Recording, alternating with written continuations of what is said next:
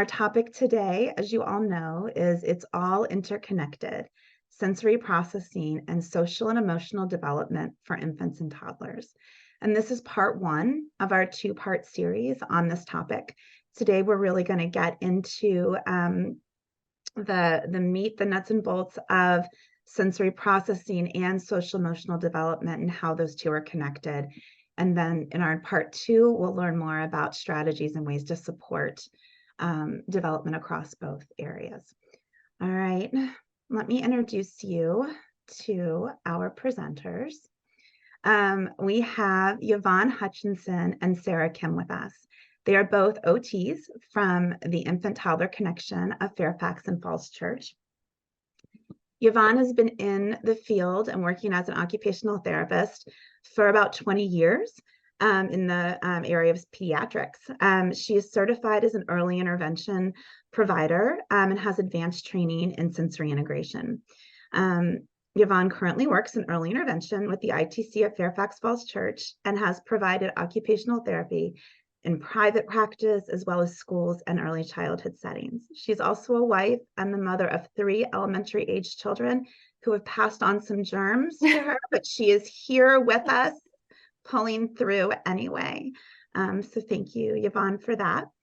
Sarah Kim, as I said, is also an occupational therapist with Infant and Toddler Connection of Fairfax and Falls Church. She's specialized in early intervention for the past 7 years. Prior to this work in early intervention, she worked in a variety of settings, including private practice, schools, and hospitals that serve diverse communities. She holds a special interest in sensory regulation and social emotional development in the neurodiverse population. So again, thank you both for coming, and we're super excited to learn more from you. We do have a new component to our Talks on Tuesday webinars.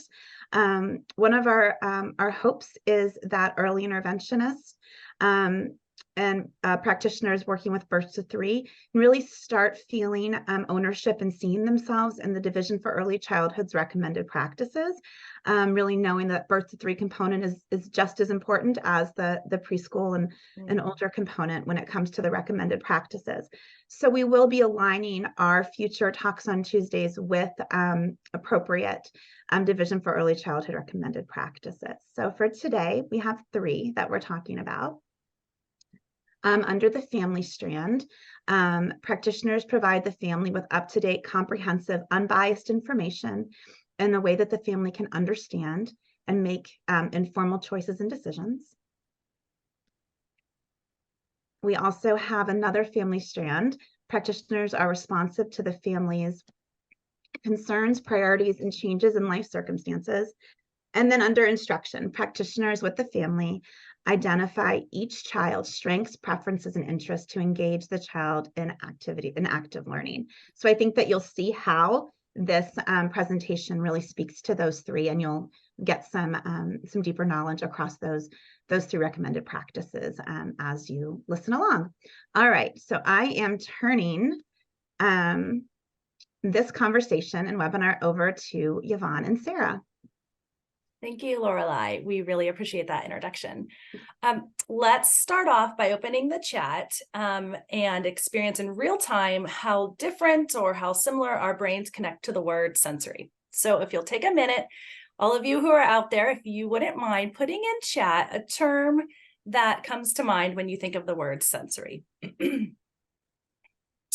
And as we think about this is a very broad, wide topic. Yep, regulation, touch, self-regulation, touch.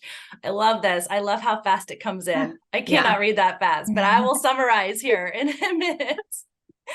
Oh, this is great. All of these words really relate. I see some textural preferences, overload, modulation, touch. Each day is different. Yeah, I like the direction this is going. Looks like there were a lot of common words in there too, or shared words that comes to mind. Good morning. Good morning. Input, output. Oh, very good. part of the child's development. I love that. That's really great participation. Thank you. This next slide is a little bit of a summary of that. It's those many words that we often use when we're talking about sensory processing, sensory differences, sensory integration. And I like the visual because it captures a lot of what we see or experience when sensory differences come into play. Some of the things that are highlighted on this slide are behavior, reactions. I know in the chat we heard hypo or hypersensitive, and that's related to particular sensory input, isolation and disengagement, which can be a result of an overwhelmed sensory system. That's what we're going to dive into today, the sensory and social emotional connection. And so now that we're thinking all things sensory, let's take a look at our objectives for today. We hope to broaden your sensory awareness, create shared meanings, and decode some sensory terminology that we hear often, but maybe not fully understand, and then explore the intersection of sensory and social emotional development through our sensory lens.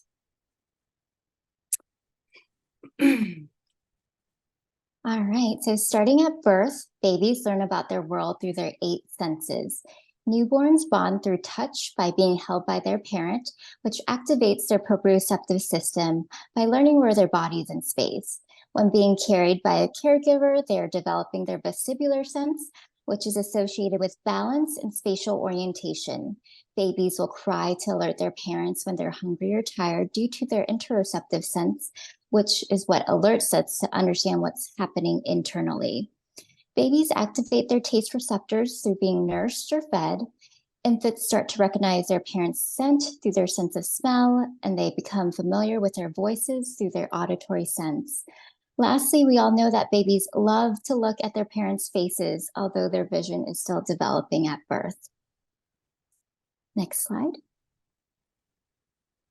All right, so now we are going to take a look at all 3 pictures and figure out which one utilizes all 8 senses. The first picture is of a little girl reading a book. The second picture is a baby listening to music. And the third picture is a child eating food. So now you are going to use your stamping function to choose your answer. And in order to access your stamp, you want to go to View Options at the top of the screen and choose Annotate. And from the Annotate bar, you can choose the stamp feature that you would like to use. You can pick from a heart, a star, whatever you'd like, and just go ahead and drop it in. And as soon as you're finished, just please make sure to hit that red X button so we don't keep getting stamps on the following slides. This is great. I'm seeing lots of stamps.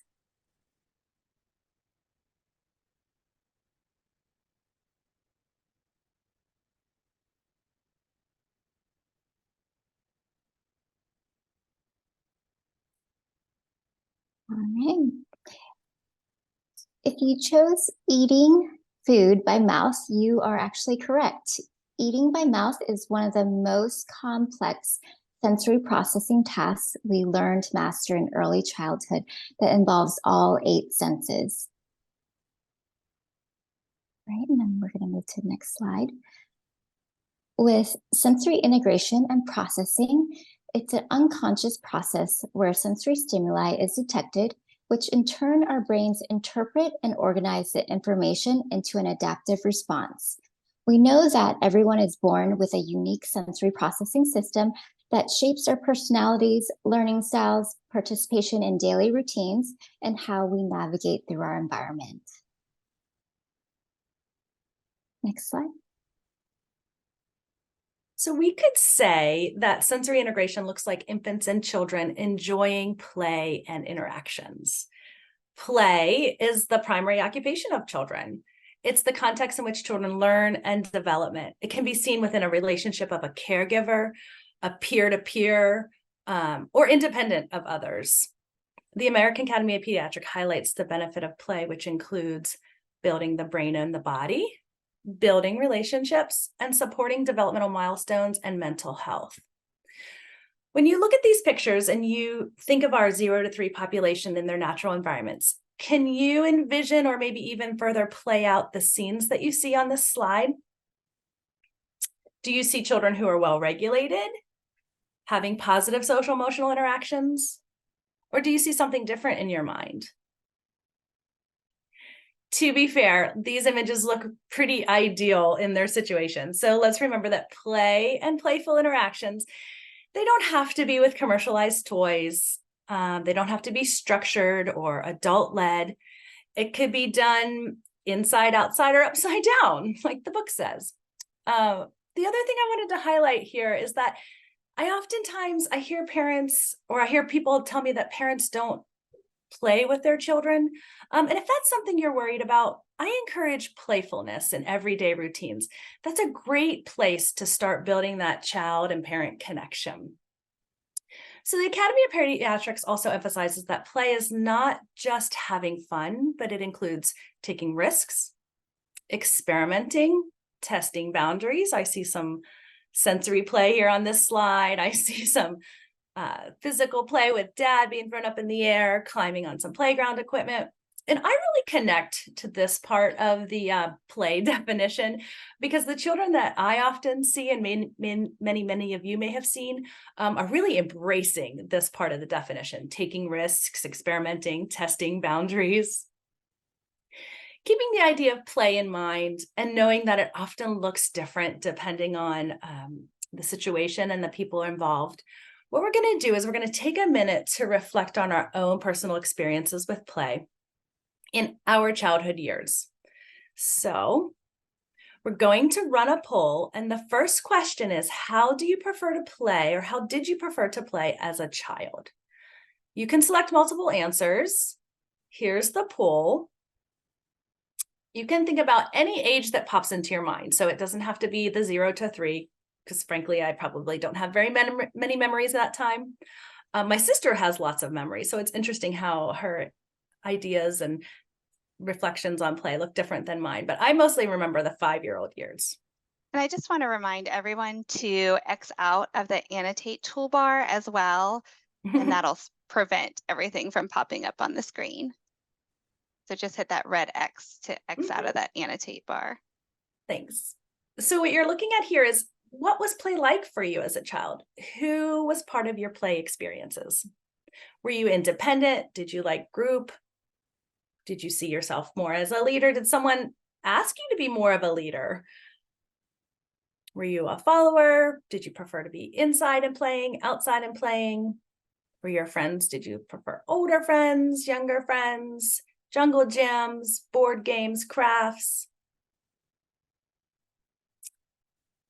Lots of good stuff coming in here. Lots of outside play, which really brings me some joy. That's my favorite. And then after you make these selections, for those of you who've already selected, can go ahead and continue for those that are still reading the questions. I'm wondering if you could recognize any sensory preferences that impacted your choices to participate in or not participate in when you were playing.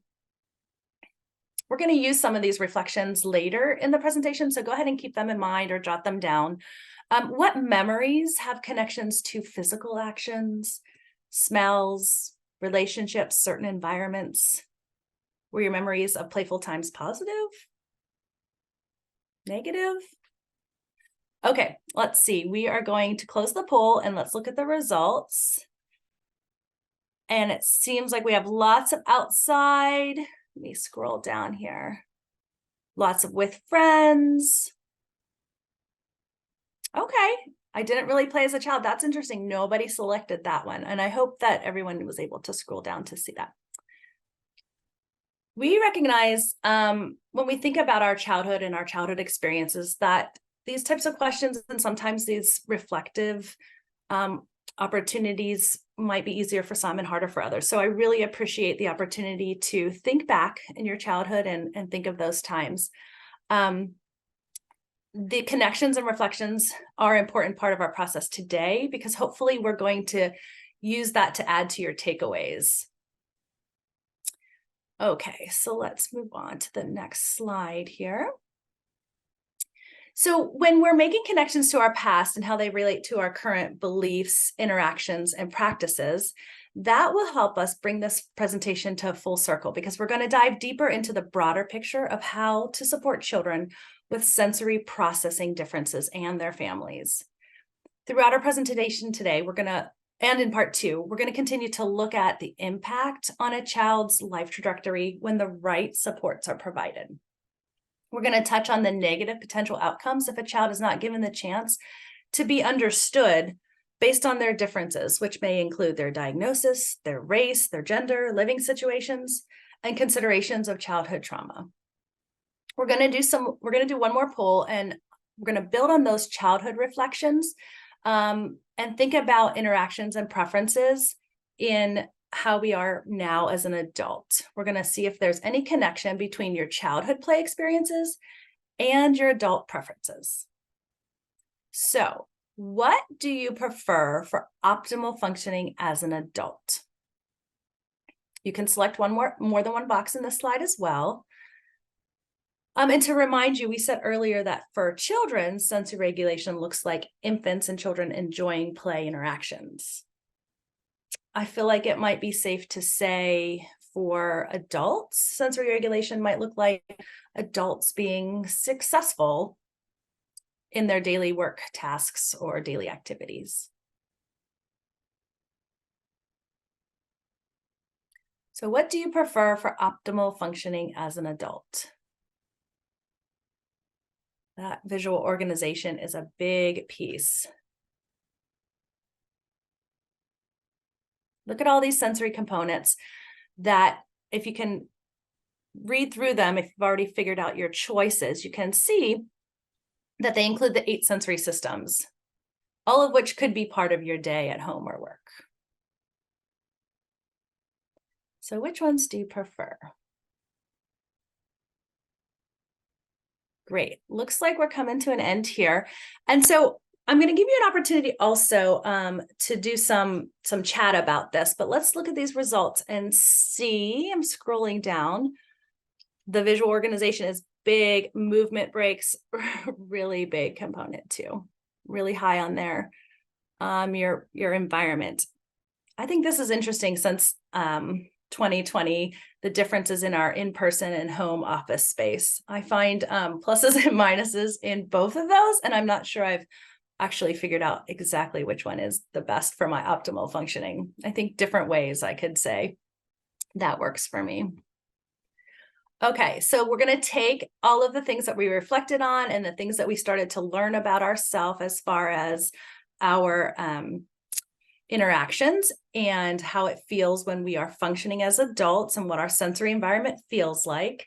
And let's see if anybody would like to share in the chat a reflection or an aha moment that specifically connects your past sensory experiences and your social emotional development at that time, thinking back, were you playing with friends? Were you playing with family? Were you outside, inside?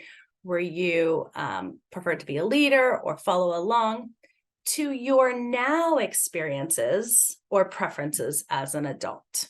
Does anybody want to share?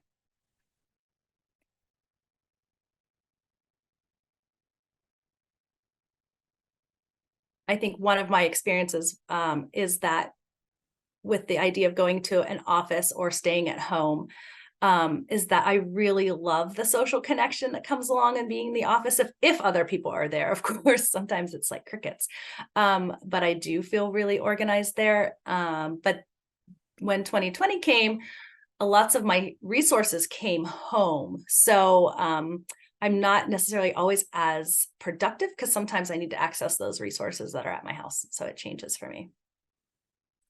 So Jennifer says, I played independently as a child and still very much an introvert. My only child was my parents, lots of time. I prefer to be small, trusted group. Thank you for sharing. Thank you, Judy. Your preferences are similar now. Were there any particular preferences, Judy, that you can connect from in the past to now? Played a lot with other kids. 2020. Well, I can definitely understand you for that. Understand that. Thank you, Beth, for sharing. More balance as a child. Shannon. Oh, thank you, Judy. Quiet environment, fewer people.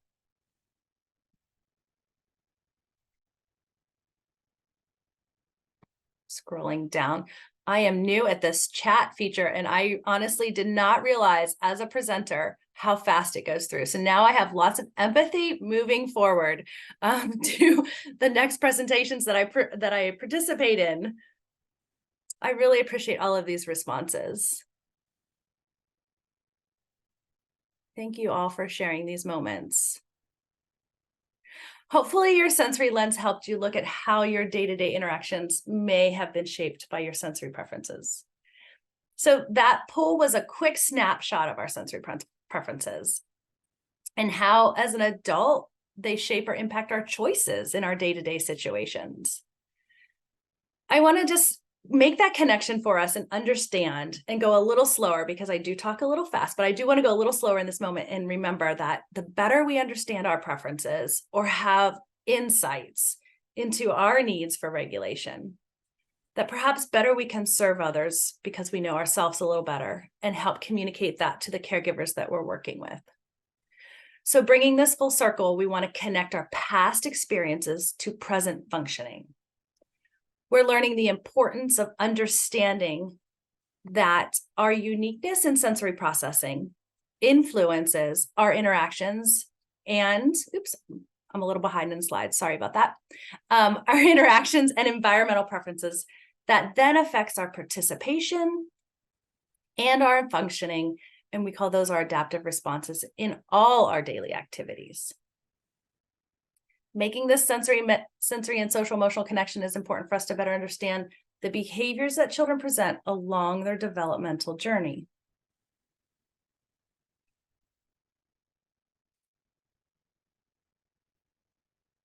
Now that we had an opportunity to know how our own unique we are in our sensory preferences and our regulation needs, they're not good, they're not bad, they're not better or worse than anybody else, they're just different. Let's get into, when do sensory preferences require support for improved functioning? If we can think back to our word cloud from the very beginning, one of the words that was highlighted or that came to my mind, and some of you also suggested in the chat, was regulation. And I think as we look back on that little poll that we just took, if we are all the most productive when we feel the most regulated or our environment feels in control. Our state of regulation changes moment to moment and day to day. With every sensation and emotion that comes along in our daily experiences, it's easily swayed. Our regulation is easily swayed by events and interactions, feelings and sensations. No need to raise your hand or do a stamp, or if you want to put in something in the chat, feel free. But who can agree with me that moving feels so much better than sitting and working on a very long presentation? Oh man, I needed so many movement breaks just putting this together. And I want you to know that I really appreciate all of you who are here today going through this presentation with us. All right, so as adults, for the most part, we have control over our circumstances. We can choose what we want to do. We can change the environment to maintain a state of regulation that allows us to be productive and socially interact, even when the variables are not under our control. So, how do children become regulated? How can we expect these growing minds, these little bodies and brains, to accurately process situations and adapt accordingly? I think that's a big challenge. I know that when I'm sitting in traffic, I have to use a lot of strategies for regulating my emotions, especially when my children are in the car and I'm driving on 395. So I think many of us can relate. We're all in the car often, but this is a big task for little people. Let's get back to the basics here. So remember these pictures. We're seeing good sensory regulation, good emotional regulation. We see infants and toddlers who are regulated and ready to learn and connect. Looking at these photos and thinking about your own practice and the children that you see, what does regulation look like in infants?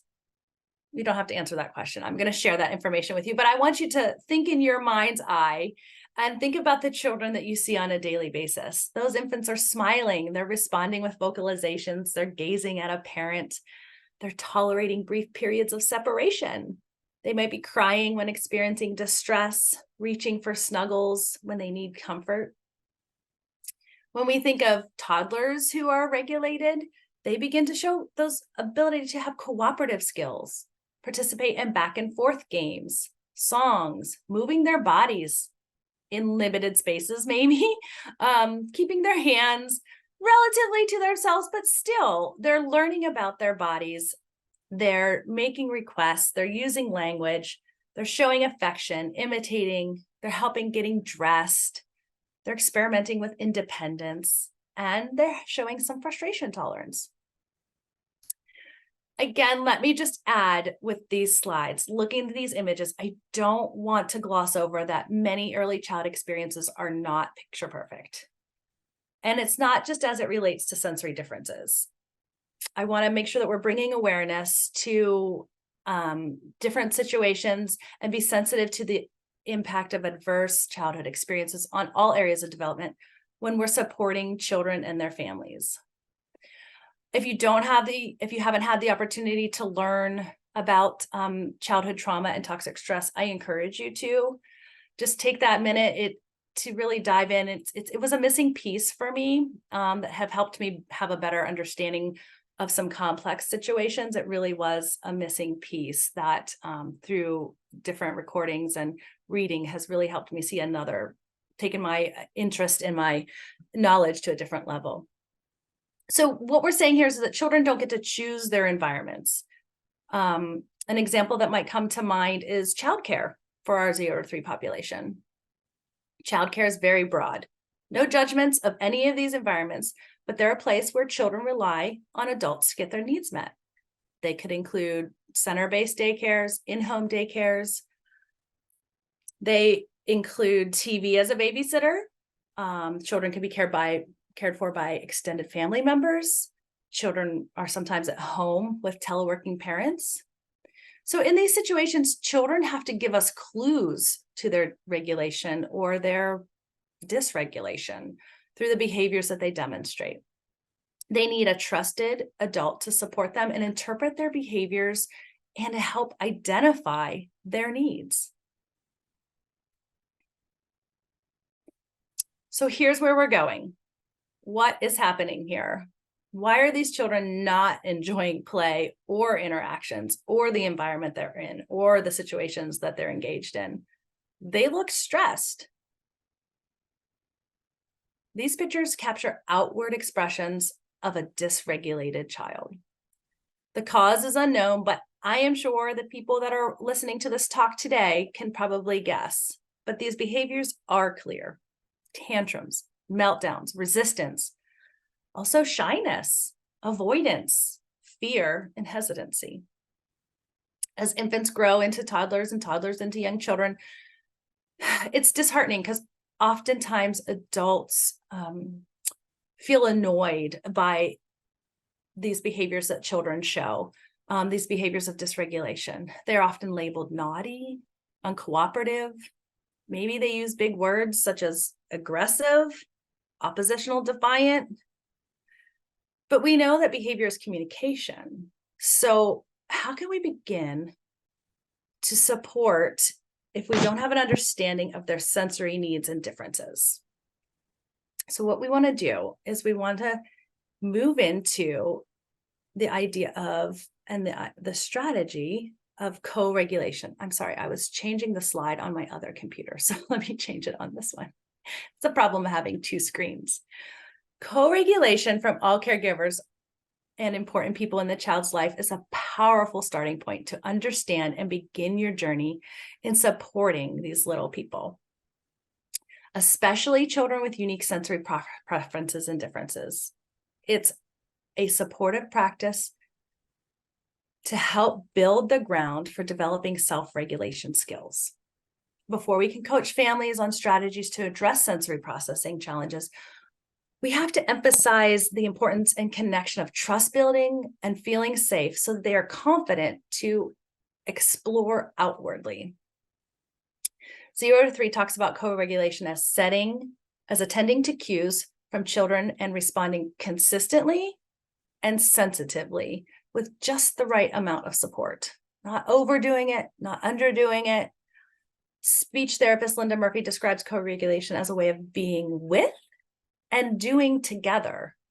Part of her book title says, staying positively connected through the ups and downs of learning. And I really like that because children have ups and downs in their developmental journey, and co-regulation is essential to support later skills of self-regulation.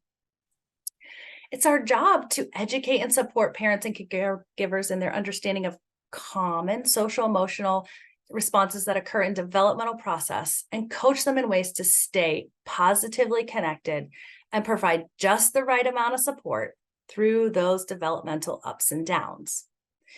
So what we're going to do is we're going to move into what does that look like? Let's talk about some common social emotional responses or behaviors in infants and toddlers at different stages of development that could be misinterpreted as bad behaviors or labeled as sensory problems. So as you look at this age group, you're going to have an opportunity to use your chat one more time. When you look at these age grouping, let's type in the chat some common responses, knowing that we're talking about typical developmental stages, the developmental journey. I love that phrase, the developmental journey. And in the chat, you're going to type some of those words that you might see or be using to describe those times. And I'm going to start with the idea of 0 to 6. This time is a time of being very dependent on a caregiver. So let's think about a typical response that could be labeled as a behavior problem or a sensory problem. And it's not to say that they may not be later and they may not be discovered to be those types of things, but I want to be clear that these things are typical in the journey of development. So let's think of one for 0 to 6. Arching and pulling away. That is actually the first one that came to my mind. If it's not a result of reflex, yeah, arching it. They have to move their bodies.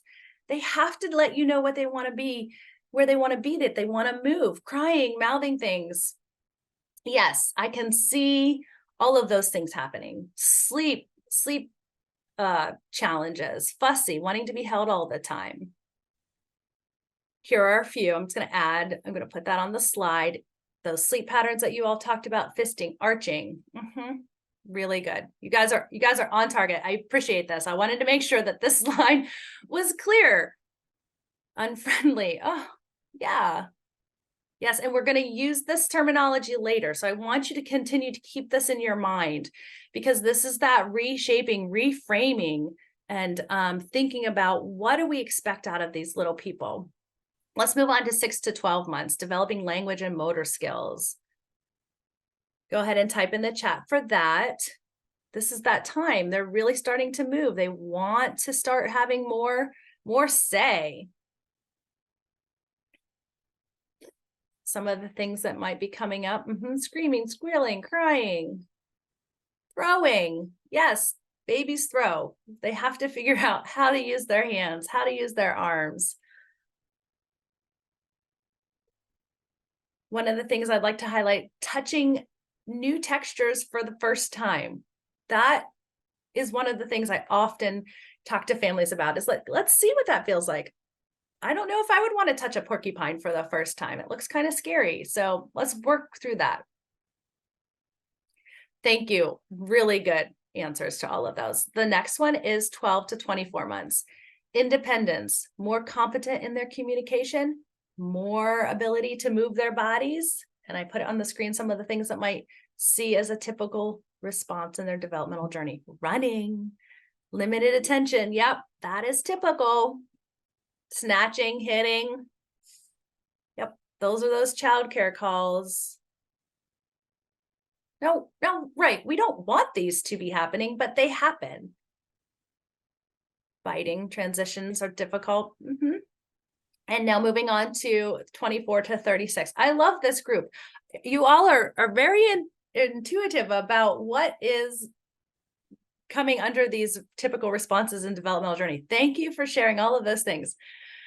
Big feelers here when you get to those 24 to 36 months, right? Difficulty napping. Yeah, that's a big challenge. When you go into the daycares and you have that one kid who just is really not interested in napping. Saying no. Yes.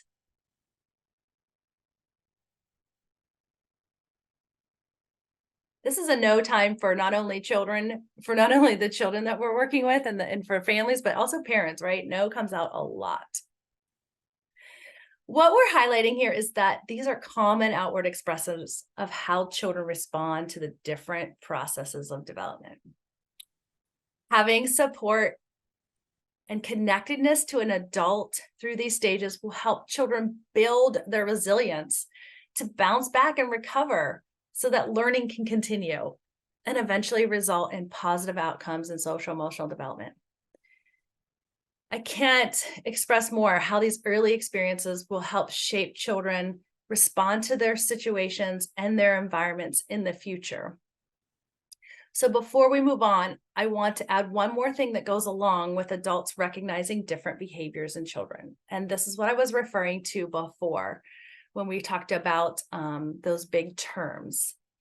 This is another chance in the chat to share all your wonderful knowledge that you've already established here in the chats previous. Let's chat about some common phrases that are prevalent and often generally socially accepted to describe children in these typical developmental stages. And I can start because I want to just bring awareness to this language. The more we're aware, the more we'll understand what we're communicating to these little people. So thinking about terrible twos. We have, terrible twos, sleep regression, social butterflies. Finicky, difficult. In highlighting these terms, I want you to think about changing the narrative for families. I think all of you, since you have this awareness, I really hope that this is coming to mind, reframing terrible twos, that we can use different words to help these children grow. And we want to support them to make the connection with behavior as communication to these parents and these caretakers. And note that these behaviors are not to be taken personally, but are just that communication piece, and they're not viewed as intentional disruptions to our day. Okay, so let's start early, pour into these children positive and encouraging, accepting language that will long outlast their developmental stages that we all have to sit through. Okay, so co-regulation creates the path that is needed to the journey, right, of self-regulation. Regulated children or children who have supports in place to help with regulation participate more readily in adult-to-child interactions, peer-to-peer interactions, individual and group learning environments. As their social emotional development is being supported, their sensory needs can also be addressed. So independently or with the right supports, children can, should, and need to experience and express emotions as they explore and learn along their developmental journeys. Okay, now take a deep cleansing breath. Again, thank you for all being here. We're going to move a little bit in our chairs because we're going to jump into another piece of that sensory and social emotional connection. Co-regulation, as I mentioned, is a starting point that we all can do and support in the caregiver-child relationship so that trust and connection can be the foundation for learning and interacting with others. But that's not the complete picture in the sensory and social emotional connection. We're going to now explore some of the nuances of sensory processing and how they present in children so that we can provide just the right interventions in their social emotional development and their sensory regulation. All right, thank you, Yvonne. So when sensations don't make sense, for children with difficulty with sensory processing, it can manifest in all aspects of daily living. For some young children, sensory processing issues can present as a meltdown in a crowded space due to visual and auditory overload. Some may have an insatiable desire for movement and are unable to sit and attend to an activity. Others may be off to the side of the playground because they're unsure how to coordinate their bodies to play on the equipment. For some, it might be an ordeal to wash their hair or wear a particular outfit because the fabric is just too uncomfortable for their skin.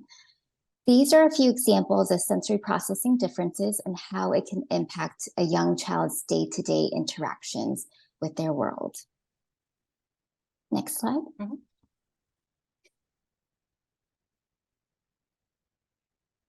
Sensory processing disorder can present by itself or also be seen with other diagnoses such as autism, ADHD, anxiety, learning differences such as dyslexia and dysgraphia, and others.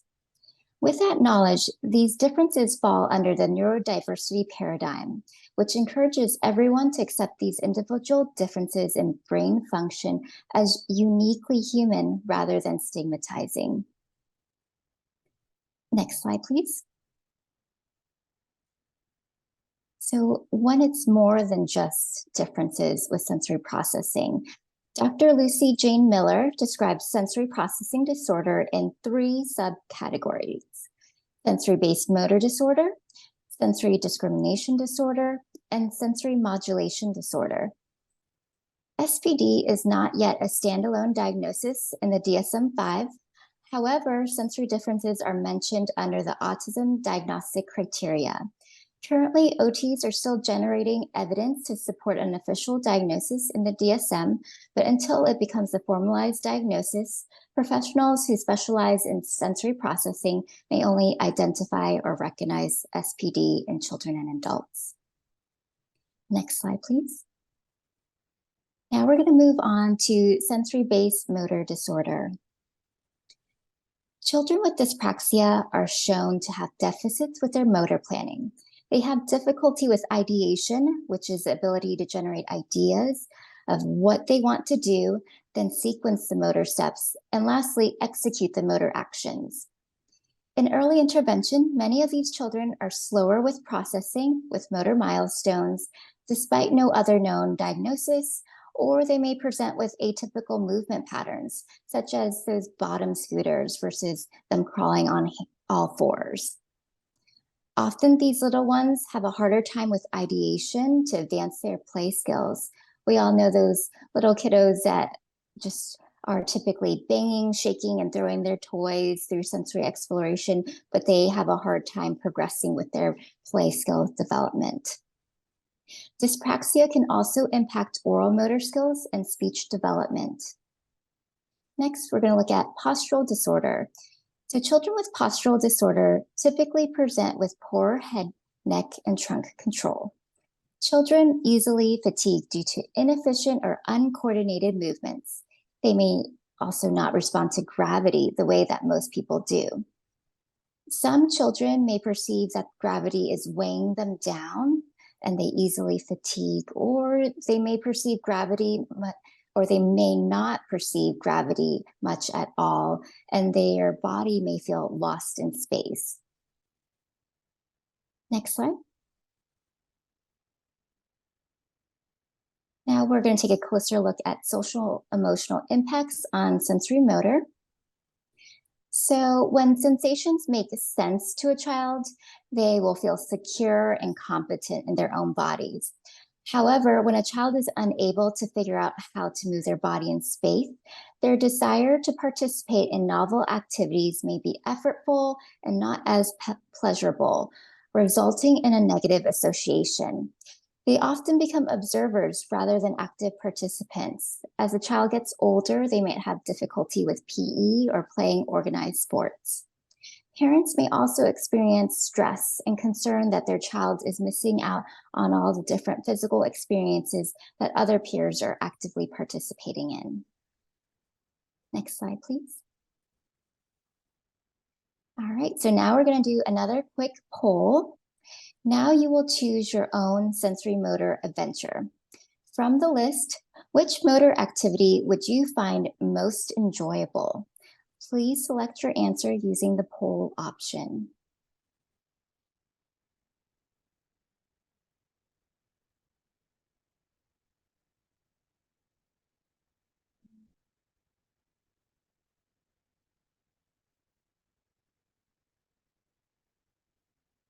This is great. I see a lot of swimming and hiking, a lot of yoga. That's definitely on the top of my list. I don't see anyone for walking across a tightrope suspended in the air. So, but there are definitely some sensory seekers out there.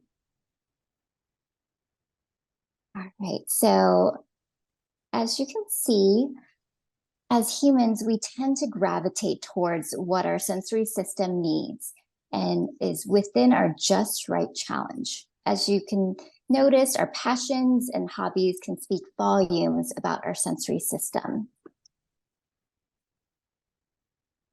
Next slide, please. Now we're going to look at sensory discrimination differences. This means that our body has difficulty interpreting and differentiating sensory stimuli. Now we will review a few examples of sensory discrimination disorder. When we look at visual discrimination disorder, it's not necessarily how well a child sees or the visual acuity, but it's how the brain is interpreting the visual information. For example, a toddler with visual discrimination difficulties may have a harder time finding a lost toy in a toy bin or recognizing details in a photograph. In slightly older children, visual discrimination difficulties may present as letter and word reversals. For example, they may misinterpret the lowercase b for the lowercase d. With auditory discrimination disorder, this does not necessarily look at how well the child hears, but this is how the brain is processing what is being heard. So for young children, parents may often say, my child doesn't listen or call or respond to their name when I call for them. I feel like they're just ignoring me. This could actually be related to auditory discrimination difficulties. If the child is unable to filter out excessive or competing auditory stimuli. In a noisy classroom, children may have difficulty with discriminating their teacher's voice when they're given instructions. And lastly, when we're looking at the interoception discrimination disorder, children may have difficulty recognizing and discriminating what their internal sense is trying to alert them to. So children may have difficulty knowing when they're hungry or full, identifying when their body is tired and when it's time to go to bed. Bowel and bladder management may also be impacted. Next slide, please. So when it comes to social emotional impacts and sensory discrimination disorder, we will notice that visual and auditory discrimination disorder can lead to learning differences and potential academic challenges as a child gets older. Children with interoception discrimination difficulties may have a harder time with potty training, which may delay or limit the parents' options for daycare or preschool. Sleep can also be very much affected. And if we all know that children that don't get great sleep can be very moody or have difficulties with paying attention. Children with proprioceptive discrimination difficulties may have a harder time with body awareness and grading their force when engaging with others, leading to rough play. Peers may misinterpret these cues and tend to avoid these children as a result. Next slide, please. Now we're going to look at sensory modulation disorder. This impacts a child's regulatory state and ability to participate in meaningful activities. So the first one is sensory overresponders. This is a tendency to respond to too much, too soon, or for too long to sensory stimuli most people find quite tolerable. Sensory underresponders have a tendency to be unaware of sensory stimuli, to have a delayed reaction, responses are muted, or they respond with less intensity in compared to an average person. Lastly, a sensory seeker or craver are driven to obtain sensory stimulation, but getting that stimulation results in disorganization and does not satisfy their drive for more. Depending on the environment, situation, and person's physiological state, we can have a mixed sensory modulation. So for example, researchers have noted that children diagnosed with ASD tend to be over-responsive to their external world, but under-responsive to their internal state. Next slide, please. We're going to take a closer look at sensory over-responsiveness. So let's look at how a child with sensory over-responsiveness may present in a novel environment. And we're going to play a short video clip.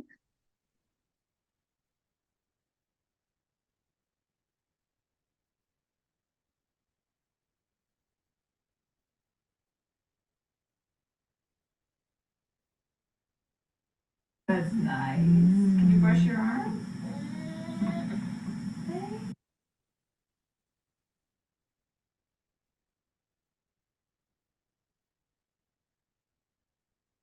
Sorry about that. It seems like we're having a little technical difficulties. Brush your arm. Here, brush mom's head. You do not want me to touch you. Okay, I won't touch you. I promise. Look, and then we're gonna pull.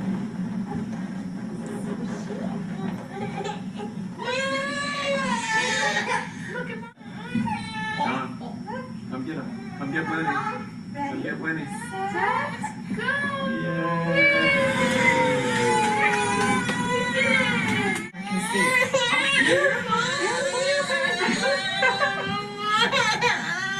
You want mom to sit over there? So as you can notice, a child with sensory over-responsiveness may appear on high alert or be hypervigilant of their surroundings. They have difficulty feeling comfortable in their own bodies, and their sympathetic nervous system is constantly in a state of fight or flight. These children come across easily irritable and approach novel events with fear versus curiosity. Transitions can also be difficult. They need predictability to feel a sense of control. Often, sensory over-responsiveness may coexist with anxiety. Next slide, please. When we look at social emotional impacts of sensory over-responders, when it comes to the child, they may have difficulty feeling comfortable in their own body and may present themselves as oppositional or resistant to day-to-day activities such as brushing their teeth, washing their hair, and getting dressed for the day. The parent may be confused and thinking, hey, what's the big deal? Or why is my child making every routine so difficult? Many times, parents will avoid taking their child to new places because they're worried and don't know how their child will react. Siblings may feel that they need to take on a different role to help emotionally support the family and co-regulate, or they may feel resentment and overlooked. For example, you might hear a sibling making a comment such as, why can't we go to Johnny's birthday party like everyone else? Next slide, please. For sensory under-responders, there's less of a response than expected to the situation, and the individual may be slower to process sensory signals or lack awareness. Sensory under-responders can come across initially as the perfect baby because they're not demanding. They usually don't have difficulty with transitions. However, they have a difficult time getting to that transition due to their delayed responses. They may also have a high tolerance for pain. They fail to notice when they've fallen and scraped their knee. They may not react to cold and heat as easily. So you might see those children out in shorts in 50-degree weather, or they're wearing a sweatshirt in 80-degree weather. As they get older, children with sensory under-responsiveness may tend to be socially isolating and less likely to be initiators, as they need more sensory input to get themselves into an alert arousal state to be an active participant. These children can easily be overlooked and not be provided the support they need to thrive in their environment. Next slide, please. Sensory seekers and cravers have an insatiable craving for sensation and typically leads to more disorganization. They seek out sensations that may not be appropriate for the situation. And these children tend to be more restless and have difficulty with self-soothing behaviors. We're going to take a quick look at the video clip. All right, what are you going to do with it? Play. Okay, go for it. Oh my goodness. Oh my goodness.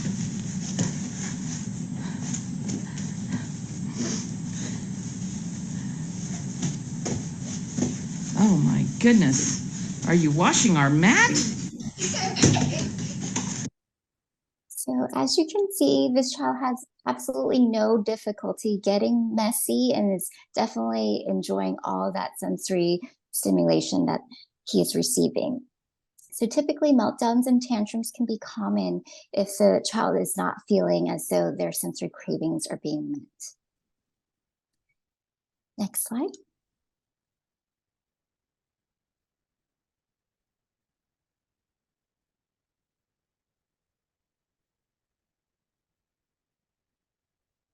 Slides are waiting to transition here.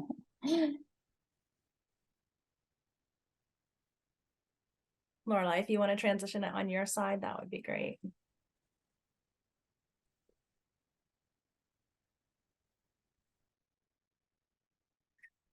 Okay. So what quotes come to mind when you see a sensory seeker? I think, there we go. It's starting to work again. Stop climbing on the table. Let's settle down.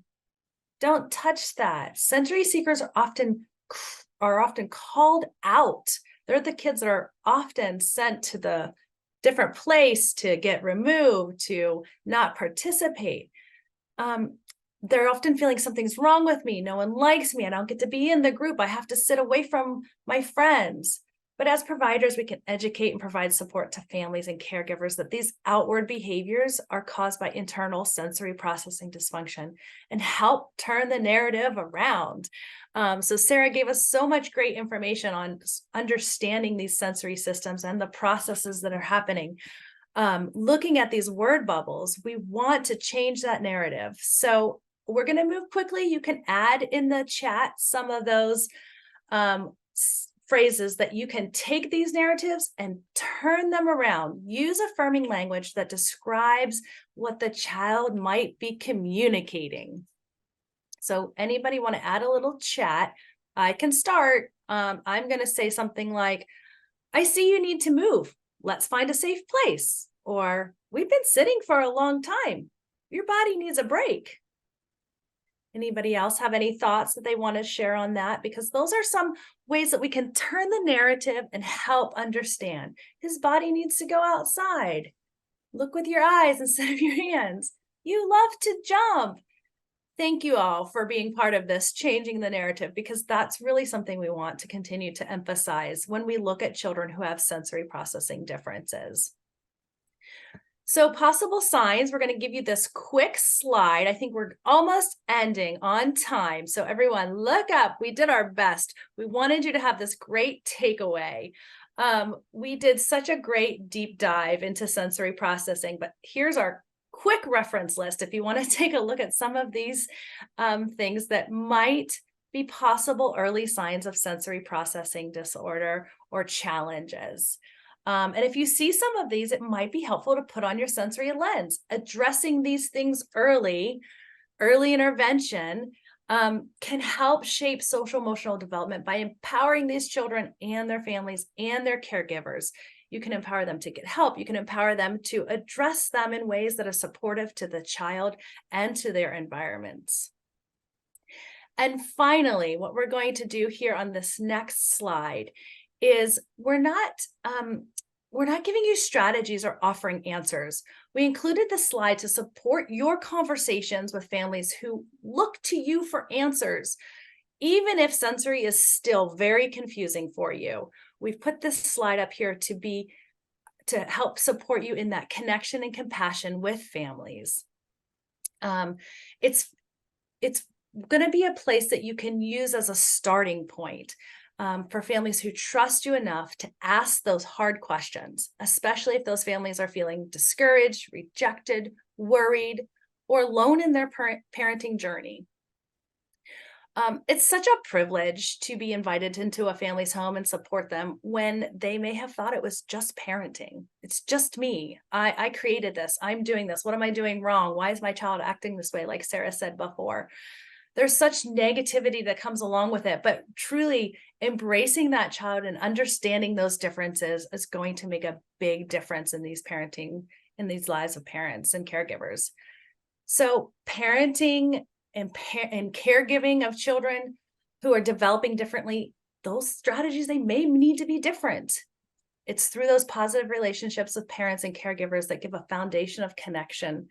When we establish that connection, we can then provide or create a connection that then creates these opportunities for building parents and caregivers' capacity for learning, investigating, and understanding and appreciating their child's uniqueness.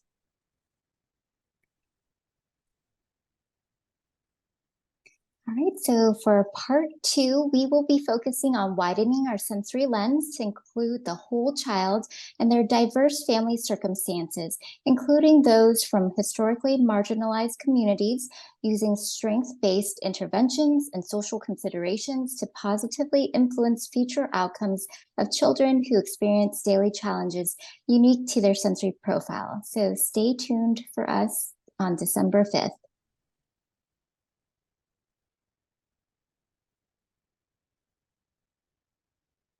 I made the mistake of not unmuting. So join us, as Sarah said, for part 2 on December 5th at noon. You who attended today and have already registered, you're automatically registered for part 2, so you'll get that Zoom invite. We did want to bring your attention to the survey and certificate for today's session. Those launched a little early. They launched yesterday. So please check your inbox. For that Lorelai, survey. I just relaunched it too at 12:50. Mm-hmm. Wonderful. Thanks so much. So you have another launch of it. So please do that so you can then, we want your feedback, and we also want to make sure you get your certificate for participating.